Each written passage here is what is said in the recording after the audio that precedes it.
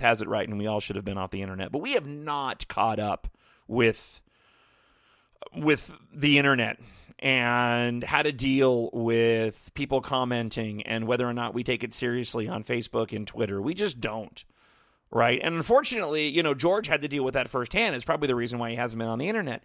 Because for as much as everybody wants to go and get up in arms about stuff, it's not the majority of people most of the time.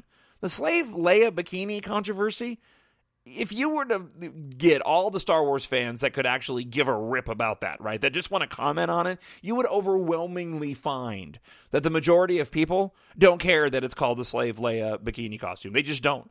It sounds like it is because they're the ones that get the most attention. It's much like the Washington Redskins controversy. It's just a stupid notion that it's racist or offensive that they're called the Redskins. It's historical. The majority of people don't care. Polling after polling after polling done on that particular issue shows that the majority of people don't care. But yet a handful of people make a big stink, and it sounds like a big, large group of people, and it just isn't. And the same thing happened with this stupid father who went and, saw the slave Leia bikini outfit, and what am I supposed to tell my kid? Why don't you just put, horse blinders on your child, okay, and just point them wherever they need to go so they never see anything even remotely controversial? Because however will you handle your delicate little snowflake and actually have to have a conversation to explain that to him?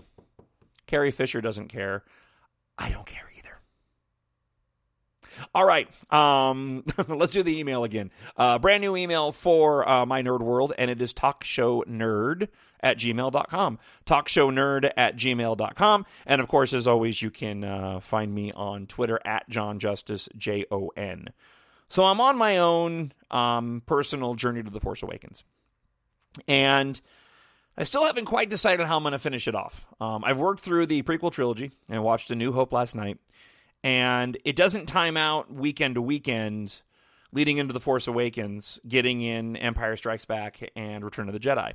My plan had been since the beginning to watch Empire Strikes Back this coming weekend and then watch Return of the Jedi the Wednesday night before I go see The Force Awakens on Thursday. 11 days. And I haven't decided if I'm going to change that yet. We're heading to California here later on this week. I'll be there Thursday this week. Really looking forward to seeing Season of the Force in the park. It's going to be fantastic. We go this time of year because it's one of the slowest periods of the year between Christmas and New Year's. You get in after the Thanksgiving crowd, and then you also get in before the Christmas crowd kicks in here in about a week. And it usually turns out to be one of the best times to go. Although I think more and more people are finding out about it. We used to go years ago on Fridays to Disneyland of this week every year. But then it started getting too crowded, so we started going on Thursdays, and it's been picking up too. So I think people are catching on to our family secret. So because of that, we are planning on being back home probably on Saturday. So I think the plan's going to be, I think I'm still going to stick to my plan. The only way I may adjust it is I may watch Empire Strikes Back and Return of the Jedi back-to-back this coming weekend, and then just sort of put myself in Star Wars in Star Wars blackout mode from Monday to Thursday, because it premieres on, Tuesday, right? Is that right? Is that, let me look at the calendar. No, it premieres on Monday, so spoilers are going to be everywhere starting Monday, so for as much as I know about the movie, I don't want to know everything. So I'm going to have to keep myself shielded. And I think a lot of people are, which is going to be really hard to do. I'm going to have to go and change my tweet deck and avoid my own Facebook page. But I watched A New Hope. And as I said earlier, that movie holds up so well. And, I don't know how The Force Awakens is going to play out in this regard. And I'm not saying that I really care that much either way, because I still think it's going to be a great movie. But the thing that Star Wars did is A New Hope was just so vast, but yet so simple. It really is the genius of that movie. Is that, you're on Tatooine, you go to the Death Star, you go to Yavin. You've got a beginning, a middle, and an end. You've got a story that unfolds, mystery box. You have a story that unfolds before you, and you get little details here and there that just really, it really captures your imagination before we knew about all this stuff. And going back and having the backstories doesn't ruin anything, okay? At least for me, it doesn't. When you're in the movie and you discover it and you start to hear about these things now, right? You hear about Darth Vader and the lie, depending on your point of view, that Obi-Wan tells Luke. You hear about the Clone Wars just in passing, and at the time, all of us wondering, what were the Clone Wars like? And the ability to have such a grounded, simple story that was exciting and fun, but wasn't hard to follow. It wasn't complicated. It wasn't like you were watching, Inception. I'll bring up Christopher Nolan again.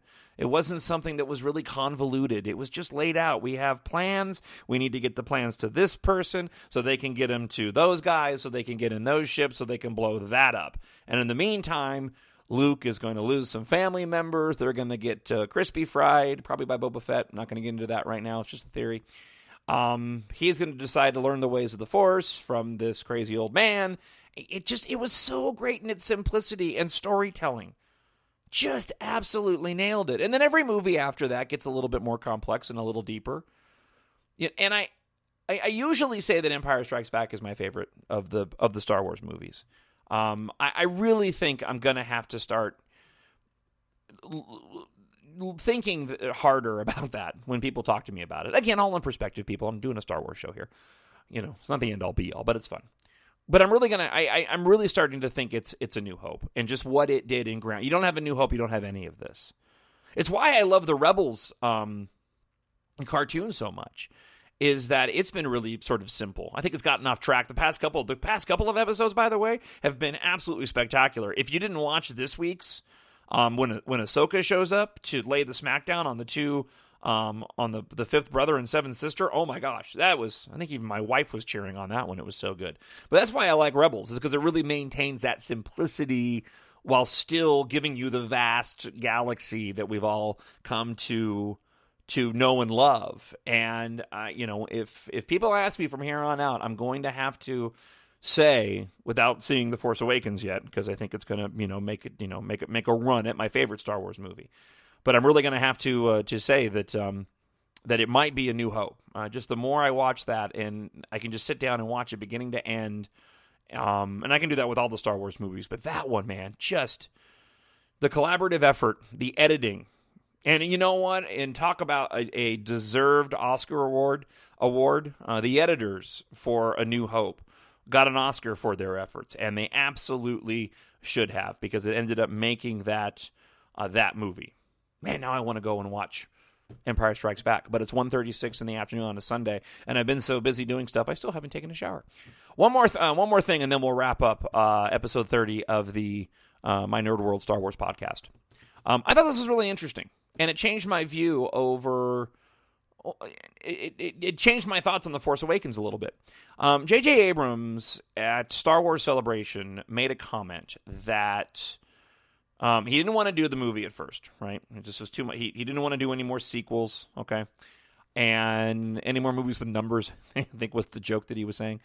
But he made a comment that Kathleen Kennedy and JJ came up with this, well, who is Luke Skywalker?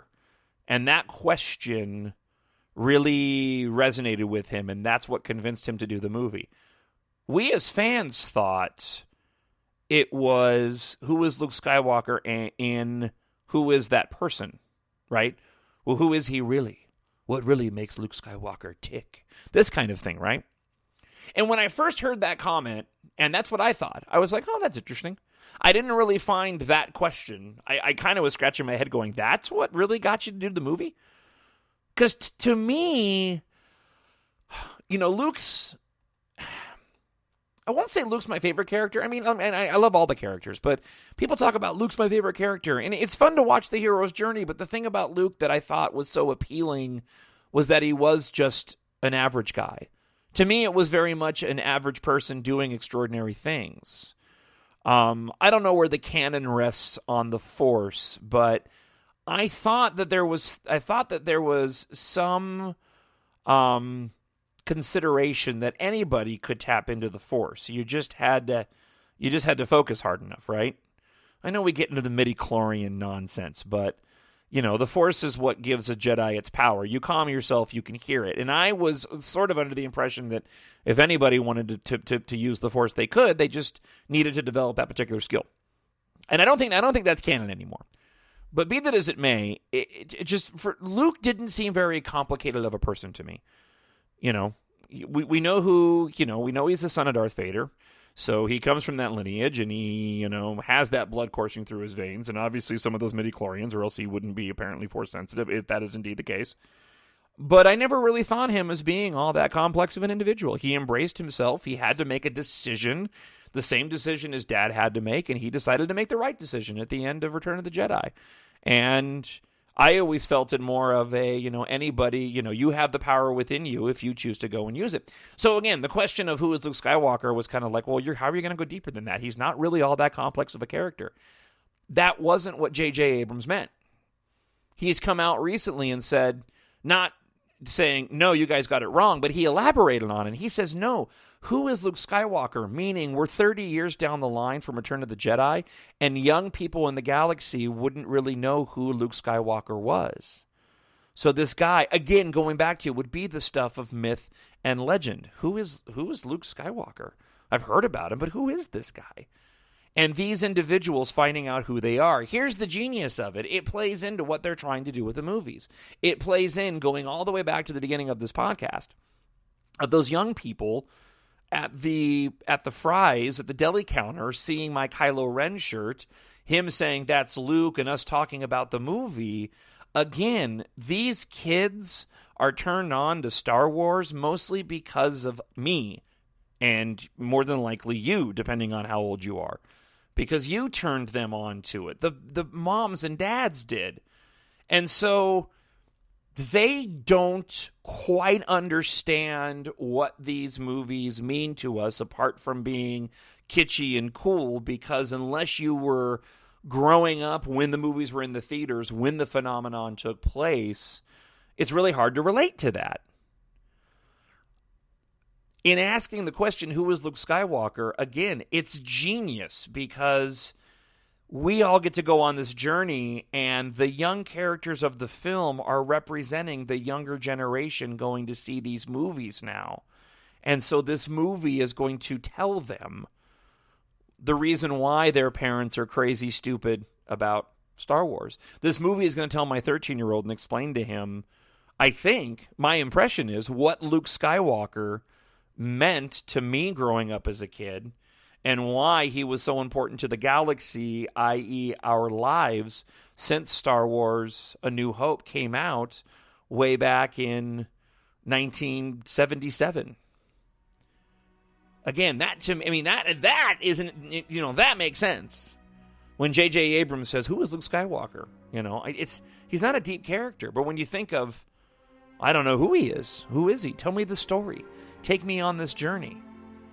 We're 11 days away, man. It's the first time that we're going to have this type of gap between movies, because we're going to get a movie every single year, if not two, until we die.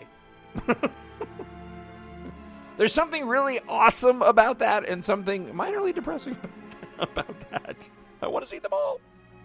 Hey, thanks for hanging out today, and thanks for downloading the podcast. Really do appreciate it. Again, we got a brand new email, talkshowNerd@gmail.com. We will get in episode number 31, our last, or everyone's final My Nerd World podcast next weekend. I don't know when. Probably Sunday or Monday next week, leading into The Force Awakens. And then, of course, we will get episode number 32, which will be the big The Force Awakens review and my thoughts on the film. We are almost there. I hope you have a great week. And I didn't talk about any of the events that took place this past week, man. It was brutal. It was a rough week. And we'll probably get into that a little bit in episode 32. we need this movie right now. We all need this right now. Star Wars being in the public sphere and being top of mind